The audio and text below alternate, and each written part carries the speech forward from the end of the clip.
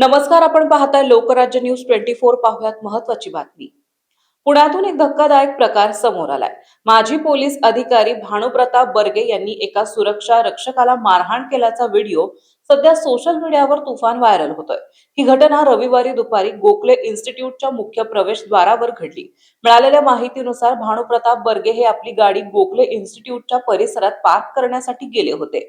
मात्र पार्किंग फुल असल्याचं सुरक्षा रक्षकांनी त्यांना सांगितले। याच कारणावरून दोघांमध्ये बाचाबाची सुरू झाली आणि पाहता पाहता राग अनावर झालेल्या बर्गे यांनी सुरक्षा रक्षकाला थेट मारहाण केली। हा सगळा प्रकार तिथे असलेल्या सीसीटीव्ही कॅमेऱ्यात कैद झाला असून त्याचा व्हिडिओ आता सोशल मीडियावर व्हायरल होतोय।